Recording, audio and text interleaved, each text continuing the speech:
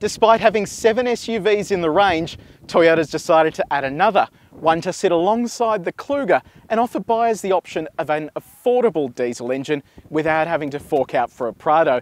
And we've come to the amazing Hawker, South Australia, to put this thing through its paces.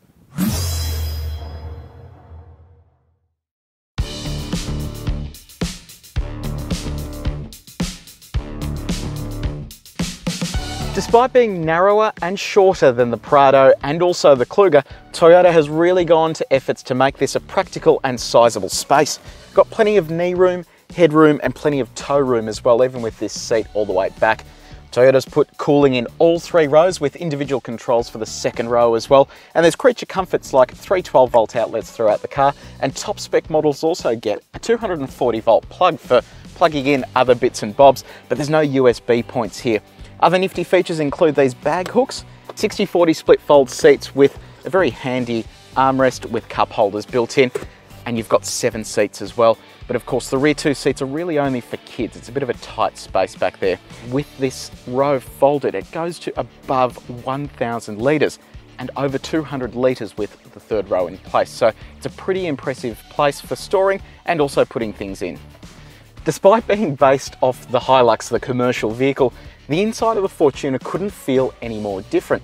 Unlike the Everest, which shares a lot of components with the Ranger, this is a very bespoke cabin and unique to the Fortuner. So you have really nice highlights along the doors, a really nice looking steering wheel, and all models get this 7-inch colour touchscreen, with the top spec Crusade also getting satellite navigation. The impressive part is that all models get a reversing camera, which is excellent news for buyers in this segment, considering it's hard to see out the back of the car. The fit and finish inside here is really great, and highlights like this really make it feel a lot more premium than it is. The seats are comfortable, which is important, but what's even more important is whether this thing goes off-road, whether it goes off-road as well as the HiLux that it's based on. So I think we need to hit the beaten trail and see what this thing's like.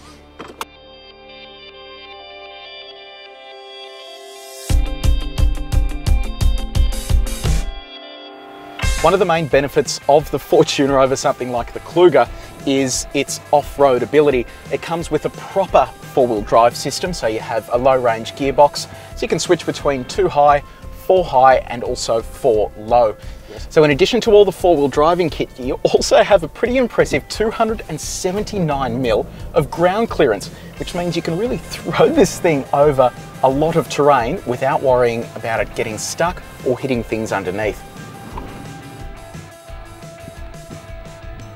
Now, while some of these river crossings are completely dry at the moment due to the heat, when they are wet, you'll find that the Fortuner's wading depth will really just pull it through. At 700mm, it's above that of some commercial utes, which is pretty impressive for an SUV. With the hill descent control on, we're able to simply let go of the brake pedal.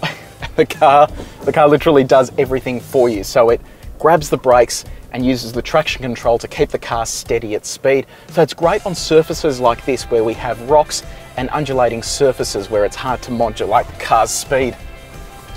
So one of the negatives that we've found here over these cobbled surfaces is the steering. The hydraulic steering sometimes doesn't catch up with what you want to do, so you find some dead weight and it feels quite heavy to move.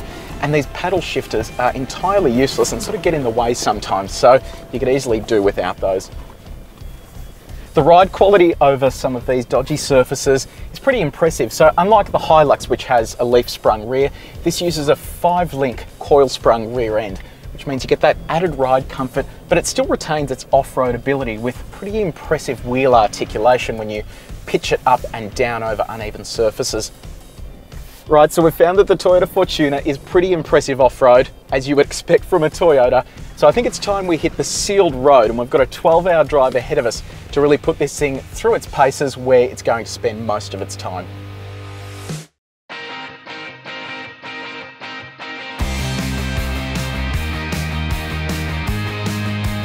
Under the bonnet of the Fortuner, it shares an engine with the HiLux and the Prado, and that engine's a 2.8 litre turbocharged 4-cylinder diesel that produces a pretty impressive 450 Nm of torque when mated to this slick shifting 6-speed auto, and that drops to 420 Nm if you opt for the 6-speed manual.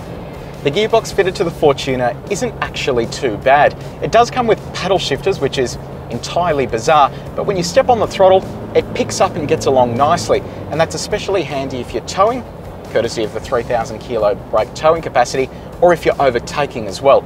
So it's well suited to that. If you opt for the manual, it also comes with this thing called an intelligent manual transmission button. You push that and the car will rev match on downshifts and help you not have to slip the clutch as you're going through the gears. The claimed fuel consumption figure is pretty impressive at 8.6 litres per 100 k's for the auto and 7.8 litres per 100 k's for the manual. But we've been struggling to get anywhere near that. We're on open roads, highway driving, constant speed, and we're averaging over 10.5 litres per 100 k's, which is a lot. And that figure climbed to about 13 when we were in the rough stuff yesterday. With a coil-sprung rear, especially on a car like this, we expect a better ride. When it comes to corners though, the front and rear sway bars helping it stay flatter than you would expect for a large SUV like this. Despite driving over 1,000 kilometres today, it really doesn't feel like we've been in the car all that long, and that's testament to what Toyota has done with the all-new Toyota Forutner. It really is an excellent option if you're in the market for an SUV but don't really like that Kluger or need a diesel option that can actually go off-road.